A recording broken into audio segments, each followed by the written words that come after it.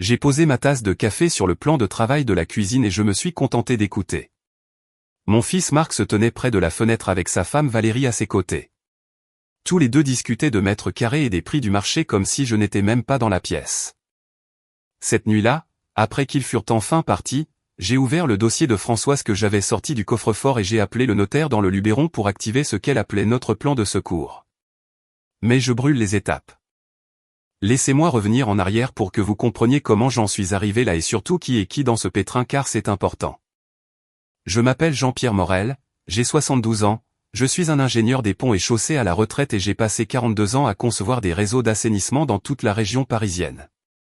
Ma femme Françoise est décédée il y a 6 semaines d'une maladie cardiaque. Elle avait 70 ans. Nous étions mariés depuis 45 ans. Nous avons 2 enfants, Marc, 45 ans, qui travaille comme banquier d'affaires à la Défense et qui est marié à Valérie, et Delphine, 42 ans, directrice marketing mariée à un dénommé Benoît qui vend de l'immobilier de luxe. Ensuite, il y a mon neveu Thomas. Il a 30 ans et il est photographe naturaliste. Sa mère était ma petite sœur Léa qui est morte dans un accident de voiture quand Thomas avait 7 ans. Françoise et moi l'avons élevé aux côtés de nos propres enfants. Pour moi, il est autant mon fils que Marc peut l'être. Voilà pour l'arbre généalogique. Essayez de suivre car cela devient compliqué. Le jour des obsèques de Françoise, il faisait un froid de canard. C'était un mois de février à Saint-Cloud, ce genre de froid qui vous pénètre jusqu'aux os et n'en sort plus. L'église était pleine à craquer. Françoise avait été infirmière libérale pendant 38 ans avant de prendre sa retraite et toute la ville l'aimait. J'étais assis au premier rang entre Marc et Delphine. Thomas était de l'autre côté avec sa main posée sur mon épaule pendant l'éloge funèbre. Ce dont je me souviens le plus de cette journée, ce n'est pas de la cérémonie. C'était après, à la maison, pendant la réception. J'étais dans la cuisine en train de préparer du café pour les invités quand j'ai entendu Marc et Valérie parler dans le couloir. Ils ne savaient pas que j'étais là. La maison doit valoir au moins 1 200 000, peut-être 1,3 million, disait Valérie.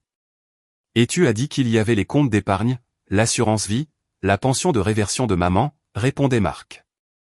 Ça s'arrête maintenant qu'elle n'est plus là mais celle de papa est solide, plus les capitaux d'essai. Je suis resté là avec la cafetière à la main, pétrifié. Nous devons lui parler de vendre pour prendre plus petit, continuait Valérie. Cet endroit est beaucoup trop grand pour lui tout seul. Il devrait vendre et s'installer dans un appartement de standing avec service. Le marché est en pleine ébullition en ce moment. Attends une semaine, a dit Marc. Ensuite, on mettra le sujet sur le tapis. Ils n'ont pas attendu une semaine. 3 jours plus tard, Marc a débarqué à la maison avec une chemise pleine d'annonces immobilières. « Papa, nous devons parler de tes conditions de vie », a-t-il dit en étalant des brochures sur la table de la salle à manger, des résidences seniors, des appartements médicalisés et des copropriétés de luxe. « J'ai 72 ans, pas 95, lui ai-je répondu. Et je ne compte aller nulle part. »« Sois réaliste », a ajouté Valérie. Elle était venue avec lui. Apparemment, cette maison fait 6 chambres et 4 salles de bain. Le jardin à lui seul fait 2000 mètres carrés. L'entretien, la taxe foncière, c'est trop pour une seule personne. J'entretiens cette maison depuis 40 ans, ai-je dit. Je pense pouvoir m'en sortir. Ce n'est pas seulement une question de s'en sortir, a dit Marc en utilisant sa voix de banquier, celle qu'il utilise probablement avec ses clients difficiles. Il s'agit d'être intelligent avec ton patrimoine. Si tu vends maintenant, tu pourrais récupérer un net vendeur de 800 000 après remboursement du crédit. Si on investit ça correctement, avec ta retraite et tes revenus, tu serais très à l'aise dans un bel appartement de 3 pièces. Et qu'advient-il de la plus-value que j'abandonnerais, ai-je demandé. Marc et Valérie ont échangé un regard. Eh bien, à terme, cela ferait partie de la succession, a dit Marc avec prudence. Ce dont Delphine et moi hériterions. Donc en réalité, nous ne parlons que de calendrier. Tout était là. La maison n'était pas trop grande pour moi. Il voulait la liquider maintenant pour mettre la main sur l'argent plus tôt. Je ne vends pas, ai-je dit. Delphine est arrivée le lendemain avec Benoît. Même conversation, approche différente. Papa chéri, nous nous inquiétons juste pour toi, a dit Delphine en utilisant la voix qu'elle utilise probablement dans ses présentations marketing. Tu as subi un traumatisme. Tu ne réfléchis pas clairement. Cette maison est pleine de souvenirs de maman. Ne serait-il pas plus simple de repartir à zéro ailleurs? Chaque souvenir de votre mère dans cette maison m'est précieux, ai-je dit. Pourquoi voudrais-je quitter cela? Parce que s'accrocher au passé n'est pas sain, a dit Benoît. Il avait cette habitude de s'adosser dans sa chaise avec les mains derrière la tête comme s'il possédait les lieux. Mon thérapeute dit qu'après un deuil, les gens ont besoin de grands changements pour faire leur deuil correctement. Ton thérapeute, ai-je répété. Un professionnel certifié, a dit Benoît. Il prend 200 € de l'heure, donc on sait qu'il est bon. Au cours des 2 semaines suivantes, la situation a empiré. Marc a engagé un expert immobilier sans me demander mon avis. Le gars s'est présenté à ma porte avec une tablette en disant que Marc l'avait envoyé pour évaluer la propriété. Je l'ai renvoyé. Delphine a appelé une entreprise de déménagement et a obtenu un devis pour l'emballage de la maison. Valérie a commencé à passer pendant la journée alors que j'étais sorti pour mesurer les pièces et prendre des photos. Je l'ai surprise une fois dans l'atelier de couture de Françoise en train de photographier les armoires encastrées que Françoise adorait. « Qu'est-ce que tu fais là ?» ai-je demandé depuis le pas de la porte. Elle a sursauté. « Oh Jean-Pierre, je réfléchissais juste à des idées de décoration pour la mise en vente, tu sais, pour quand tu listeras la maison. » Je ne mets pas la maison en vente. « Pas encore », a-t-elle dit avec ce sourire qui n'atteignait pas ses yeux. « Mais tu le feras. Et quand tu le feras, nous voulons nous assurer que tu en tires le meilleur prix. » Le point de rupture est survenu 3 semaines après les funérailles de Françoise. Je suis rentré des courses pour trouver Marc, Delphine, Valérie et Benoît tous assis dans mon salon. Marc avait utilisé son ancien double des clés pour entrer. « Nous devons avoir un conseil de famille », a annoncé Marc. Dans ma maison, sans ma permission, j'ai posé les sacs de courses. Techniquement, c'est aussi notre maison, a dit Delphine. Enfin, ça le deviendra. Assieds-toi papa, a dit Marc, nous avons pris des décisions. Des décisions, ai-je répété. Valérie a sorti un dossier, tout était net et organisé. Nous avons consulté un avocat spécialisé en succession. Compte tenu de ton âge et du décès récent de maman, il est logique de commencer la transmission des actifs dès maintenant. Éviter les frais de succession trop lourds. Minimiser les taxes. Tout est très standard. Nous t'avons trouvé un superbe appartement à Boulogne, a ajouté Delphine rapidement. 2 chambres, 2 salles de bain, tout de plein pied. Il y a un club à os, une navette pour les courses. Nous avons prévu la mise en vente pour le mois prochain, a dit Marc. Le 1er avril, le marché de printemps est le meilleur moment pour vendre. Nous passons par une collègue de Valérie, une des meilleures négociatrices du secteur. Elle estime que nous aurons des offres d'ici 2 semaines. Je les ai regardées. Mes enfants, mon gendre et ma belle-fille, assis dans la maison que leur mère et moi avions construite ensemble, en train de la dépecer comme si j'étais déjà mort. Sortez, ai-je dit calmement. Papa, sois raisonnable. Sortez de chez moi. Nous essayons de t'aider. Vous essayez de vous servir dans mon argent, ai-je dit. Et dans la mémoire de votre mère. Maintenant, sortez avant que j'appelle la police pour violation de domicile. Ils sont partis, mais pas avant que Marc ne dise que nous reviendrons quand tu auras les idées plus claires. Après leur départ, je suis resté longtemps debout dans le salon vide. Puis je suis monté à l'étage dans le dressing où Françoise gardait ses papiers importants. Elle avait toujours été plus organisée que moi, tout était étiqueté et classé correctement.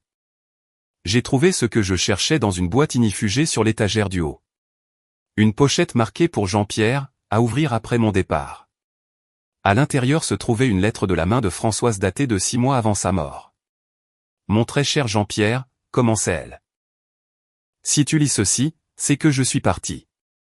Et j'imagine que nos enfants tournent déjà autour de toi comme des vautours. Je suis désolé de ne pas être là pour voir l'expression de leur visage quand tu leur diras enfin la vérité. Voici ce que tu dois savoir. J'ai lu la lettre 3 fois. Puis j'ai lu les documents qu'elle avait joints. Titre de propriété, relevé bancaire, document de fiducie, un calendrier des étapes à suivre, les noms et numéros de téléphone d'avocats, de comptables et d'agents immobiliers en Provence, des photographies d'un endroit que je n'avais pas vu depuis 45 ans. Françoise avait tout prévu. Le lendemain matin, j'ai appelé le premier numéro sur sa liste, une notaire nommée Maître Legrand à Manosque. « Monsieur Morel », a-t-elle dit quand je me suis identifié. « J'attendais votre appel. » Madame Morel a établi le montage il y a 2 ans. Tout est prêt quand vous le souhaiterez. Expliquez-moi tout, ai-je dit. Ce que Françoise avait fait était ceci. 3 ans auparavant, quand son problème cardiaque avait été diagnostiqué, elle avait commencé à planifier. Elle savait, même si je ne voulais pas l'admettre, que son temps était compté. Et elle connaissait nos enfants assez bien pour prédire exactement ce qui se passerait après sa mort. Alors, elle avait agi discrètement, avec soin. Le mas où nous avions passé notre lune de miel en Provence il y a 45 ans appartenait à son oncle. À sa mort il y a 15 ans, il l'avait laissé à Françoise par testament. C'était une propriété de 200 hectares dans le Luberon, à environ 40 minutes de Manosque. Françoise l'avait gardé toutes ces années, la louant à une famille locale pour un loyer dérisoire en échange de l'entretien. J'en avais vaguement connaissance, mais je n'y avais jamais prêté attention. Cela me semblait être un souvenir sentimental, rien de plus. Mais 2 ans auparavant, Françoise avait discrètement arrêté de le louer. Elle avait engagé des entrepreneurs pour rénover entièrement la maison principale. Toiture neuve, plomberie, électricité, cuisine moderne, salle de bain refaite. Elle avait fait transformer la grange en studio de photographie avec chambre noire. L'ancien pavillon de chasse avait été transformé en maison d'amis.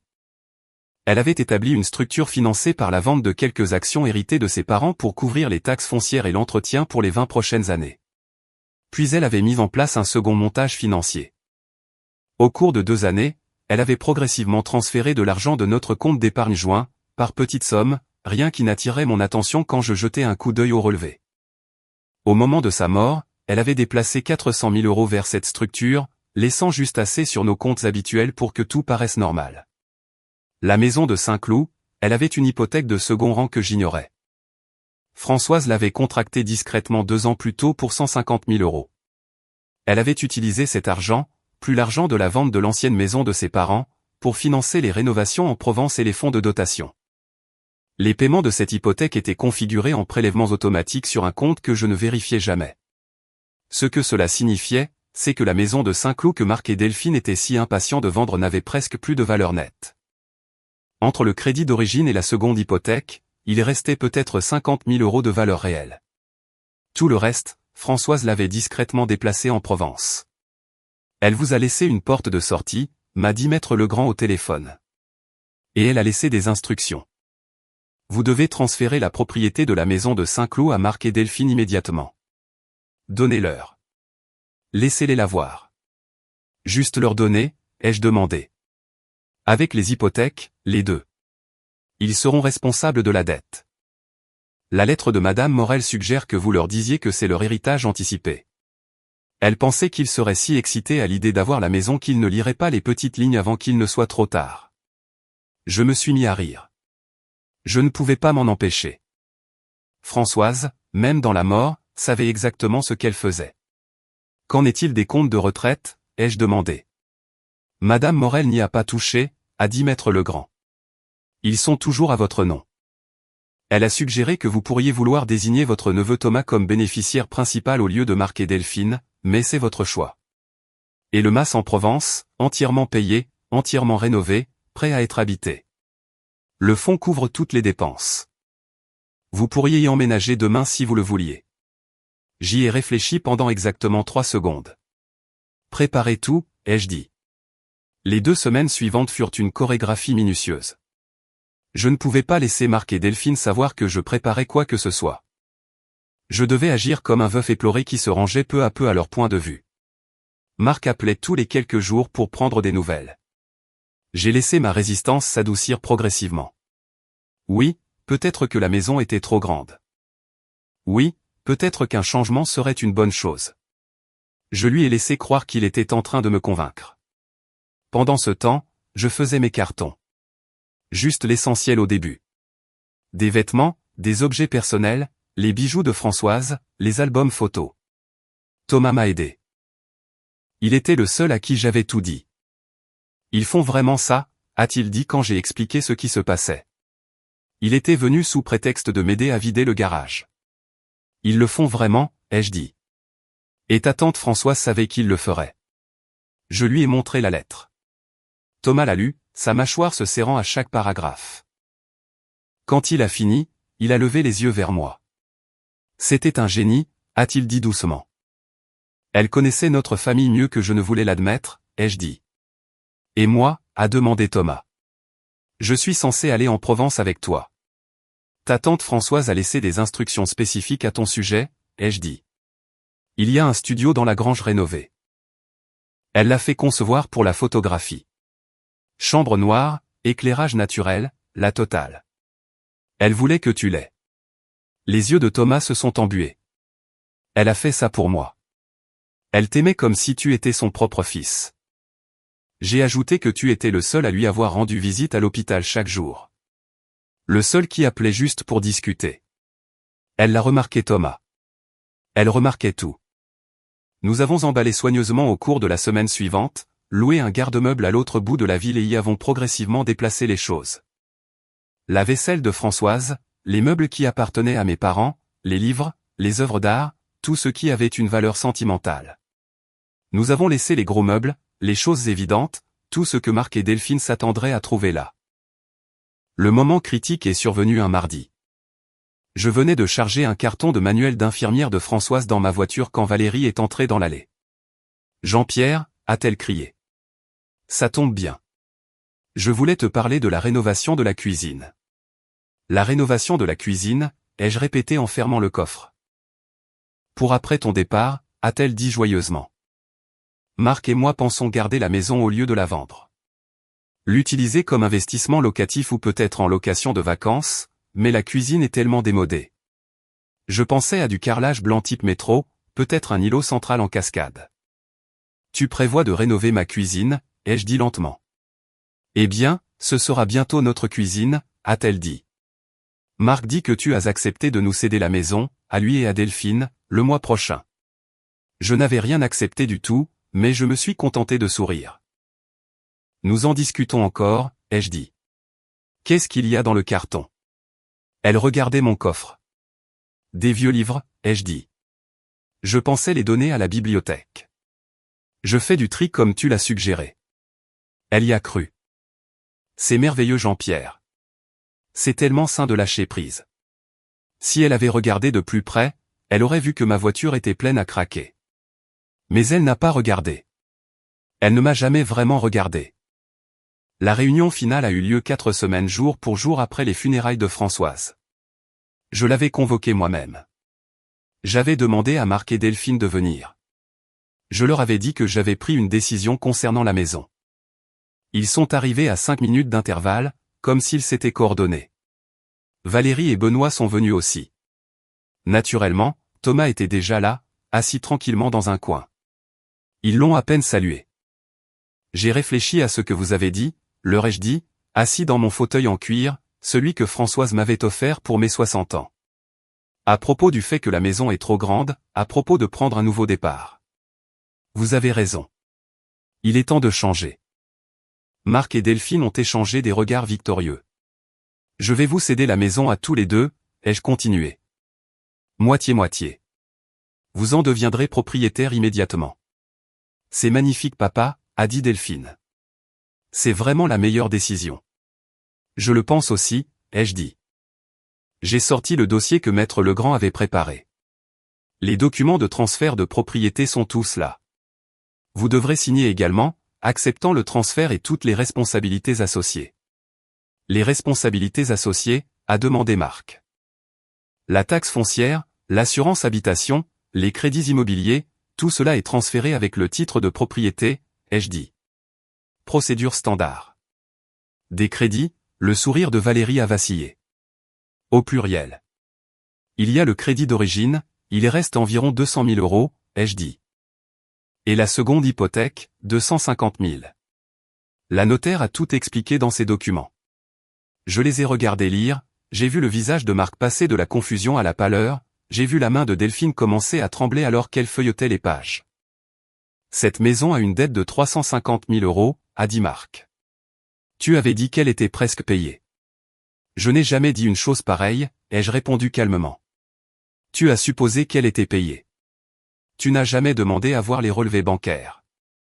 Qui prend une seconde hypothèque à ton âge, a exigé Valérie. Votre mère l'a fait, ai-je dit il y a 2 ans. Elle avait ses raisons. C'est insensé, a dit Delphine, avec la taxe foncière et l'assurance. Cet endroit coûte 4 500 € par mois d'entretien. Nous ne pouvons pas nous permettre ça. Alors vendez-la, ai-je suggéré comme vous aviez prévu de le faire de toute façon. La vendre, Benoît a ri amèrement. Après les frais de mutation et les commissions d'agence, ils auraient de la chance de dégager 100 000 € à se partager en deux. Ça fait 50 000 chacun pour une maison dont vous nous dites qu'elle vaut plus d'1 million. Les fluctuations du marché, ai-je dit avec un haussement d'épaule. On ne peut pas prévoir ces choses-là. Il se passe autre chose ici, a dit Marc, son instinct de banquier se réveillant enfin. Où est le reste de l'argent? L'épargne de maman, les comptes de retraite, l'assurance vie. L'assurance vie était un contrat de 50 000 € qui a tout juste couvert les frais d'obsèques, ai-je dit. Les comptes de retraite sont à moi, à mon nom seul. Ils le resteront. Et les économies de maman, a insisté Delphine. Elle les a dépensées, ai-je dit simplement, au cours des 2 dernières années. Frais médicaux, quelques dons caritatifs, dépenses personnelles. Tout est documenté si vous voulez voir les relevés de compte. Ce n'était pas techniquement un mensonge. Françoise avait dépensé les économies, mais pas pour ce qu'ils imaginaient. Tu ne gardes pas la maison non plus, a soudain dit Marc. N'est-ce pas? Tu pars quelque part. Intelligent mon fils. Trop tard, mais intelligent. Je prends ma retraite, ai-je dit. Je quitte la région parisienne. J'ai déjà clôturé les comptes à la banque locale et tout transféré dans une banque des Alpes de Haute-Provence. Je déménage la semaine prochaine. La Provence, a dit Delphine. Pourquoi la Provence? Votre mère et moi y avons passé notre lune de miel, ai-je dit. Cela semblait être l'endroit idéal pour un nouveau départ. Donc tu nous laisses juste avec une maison criblée de dettes et tu disparais. La voix de Valérie était maintenant perçante.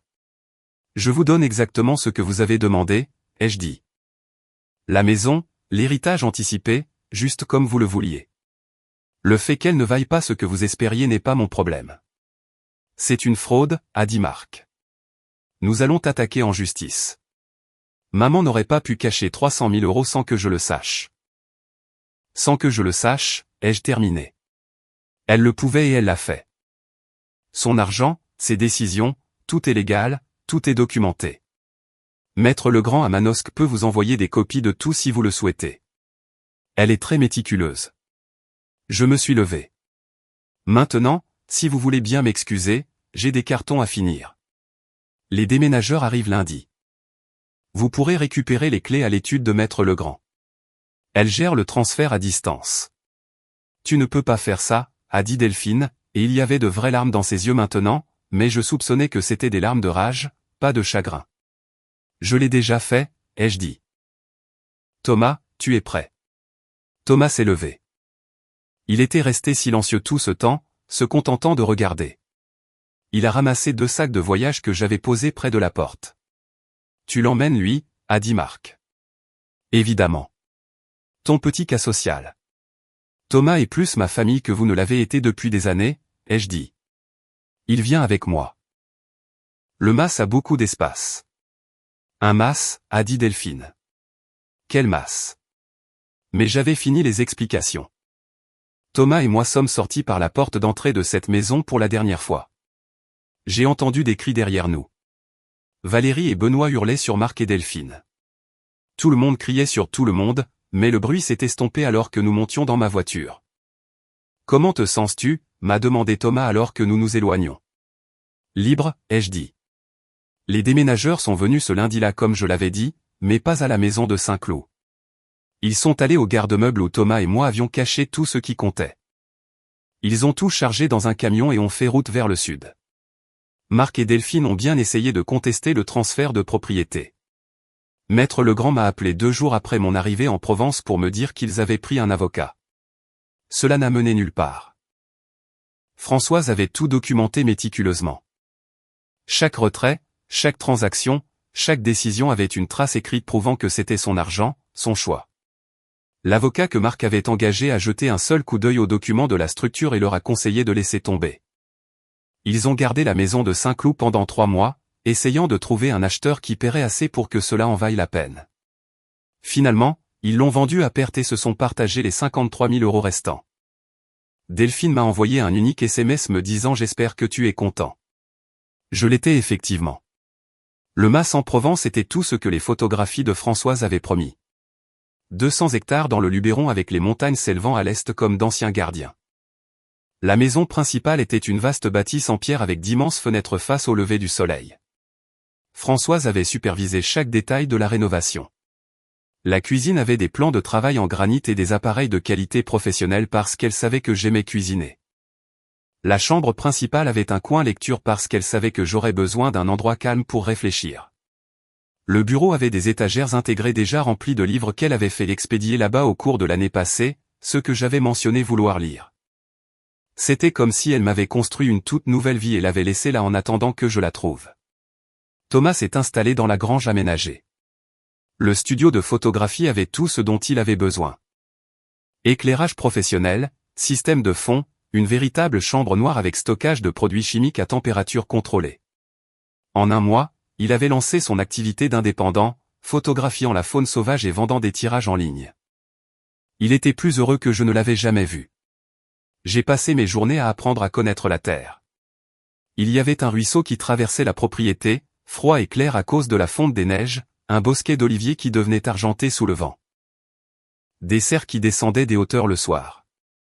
J'ai acheté un cheval, un vieux hongre placide nommé Mistral, et j'ai parcouru les limites de la propriété, apprenant chaque recoin de ma nouvelle maison. La nuit, je m'asseyais sur la terrasse avec une tasse de café et je regardais les étoiles. On pouvait voir tellement d'étoiles là-bas, loin des lumières de la ville. Françoise et moi nous étions assis sous ces mêmes étoiles il y a 45 ans, jeunes et fraîchement mariés, parlant de la vie que nous construirions ensemble. J'ai trouvé sa dernière lettre 3 mois après mon emménagement. Elle était glissée dans un exemplaire de son livre préféré, Regain, sur l'étagère du bureau. Jean-Pierre, disait-elle, si tu lis ceci, c'est que tu as réussi. Tu es libre. Je suis si fier de toi. Je sais que tu te sens probablement coupable, comme si tu avais abandonné nos enfants. Ne le sois pas.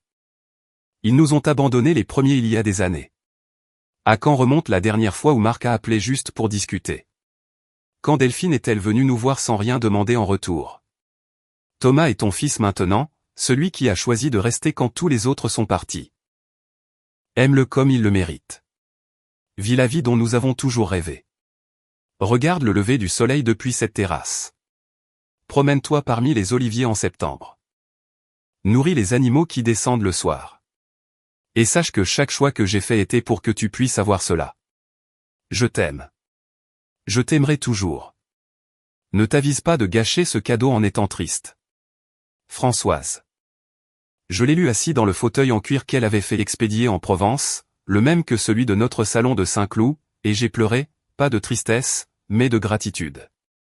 Pour ces 45 années avec une femme qui me connaissait mieux que je ne me connaissais moi-même, qui avait planifié mon avenir même quand elle savait qu'elle ne serait pas là pour le partager. Thomas m'a trouvé là 1 heure plus tard. Ça va, a-t-il demandé. Je lui ai montré la lettre. Il l'a lue, essuyant ses propres yeux à la fin. Elle t'aimait vraiment, a-t-il dit. Elle nous aimait tous les deux, ai-je dit. C'est pour ça que nous sommes ici. 1 an plus tard, Marc a appelé. De nulle part, un mardi matin, j'étais en train de réparer des piquets de clôture sur le pâturage sud quand mon téléphone a sonné. Papa, a-t-il dit. Sa voix était différente. Plus petite.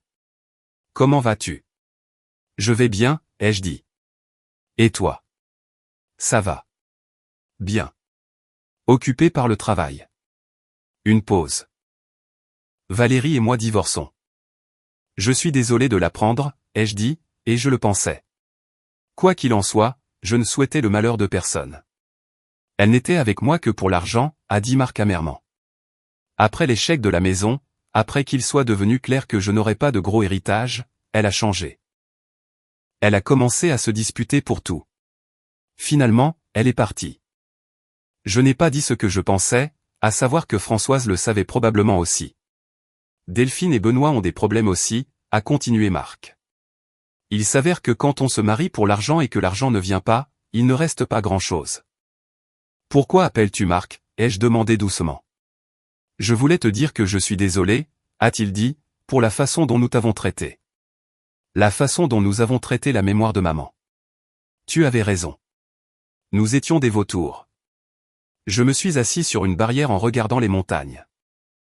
J'apprécie cela, ai-je dit. Est-ce qu'il y a une chance, a-t-il commencé, puis il s'est arrêté. Est-ce que je pourrais venir te voir, voir où tu vis? J'aimerais discuter. Vraiment discuter. Pas d'argent ou d'héritage. Juste parler. J'y ai réfléchi. J'ai repensé à la lettre de Françoise, aux années de négligence, à la façon dont il s'était jeté sur moi comme des prédateurs après ses funérailles. Mais j'ai aussi pensé au fait qu'il avait appelé, qu'il s'était excusé. Que les gens peuvent changer parfois si on leur en donne la chance. Appelle-moi la semaine prochaine, ai-je dit. Nous trouverons un moment. Je ne sais pas si Marc viendra vraiment. Peut-être qu'il le fera, peut-être pas. Mais j'ai laissé la porte ouverte parce que c'est ce que Françoise aurait fait. Elle était toujours meilleure que moi pour le pardon. Thomas et moi avons fêté ses 31 ans le mois dernier avec un feu de joie près du ruisseau. Il venait de vendre sa première grande collection de photos à un magazine de nature. Nous avons fait cuire des steaks sur le feu et avons parlé de sa mère, ma sœur Léa, et de la fierté qu'elle aurait eue de l'homme qu'il était devenu. « Est-ce que Paris te manque ?» m'a-t-il demandé. J'ai regardé autour de moi la propriété, les montagnes devenant mauves au coucher du soleil, la vie que Françoise m'avait construite brique par brique, décision par décision, sachant qu'elle ne serait pas là pour la voir. Ta tante me manque, ai-je dit. Chaque jour, mais Paris, non, ici c'est ma maison maintenant. Et c'était vrai. Le mas, les montagnes, les matins calmes et les nuits étoilées. Thomas dans son studio. Moi apprenant à être un éleveur à 72 ans. Une vie que je n'avais jamais prévue, mais qui me convenait mieux que tout ce que j'avais laissé derrière moi. Françoise m'avait donné exactement ce dont j'avais besoin. Pas seulement une échappatoire à des enfants avides, mais la permission de recommencer, de construire quelque chose de nouveau, d'être plus qu'un simple père ou un mari ou un ingénieur à la retraite. D'être moi-même, quel que soit l'homme que je devenais. Je lui parle encore parfois à haute voix quand je parcours les clôtures ou que je suis assis sur la terrasse le soir. Je lui parle du troupeau qui s'est agrandi. Du livre que j'écris, un mémoire technique sur l'ingénierie des systèmes hydrauliques. Du succès de Thomas et de la vie qu'il construit. De l'appel de Marc et de la possibilité d'une réconciliation, bien que je ne me fasse pas trop d'illusions. Je lui dis merci. Chaque jour. Merci de m'avoir assez bien connu pour me sauver. Merci d'avoir planifié mon évasion quand je ne savais même pas que j'en avais besoin. Merci de m'avoir donné le courage de m'éloigner des gens qui aimaient mon argent plus qu'ils ne m'aimaient. Le soleil se couche maintenant alors que je finis mon café. Demain, je monterai au pâturage nord pour vérifier le système d'irrigation là-haut. Il fait un bruit bizarre, et après 40 ans d'ingénierie, je ne peux pas ignorer les bruits bizarres. Thomas vient avec moi. Il veut photographier les fleurs sauvages qui éclosent dans la haute prairie. C'est une belle vie, une vie tranquille. Pas celle à laquelle je m'attendais quand j'ai épousé Françoise il y a 45 ans, mais peut-être une vie meilleure. Plus simple, plus honnête. Elle a toujours su ce qui était le mieux.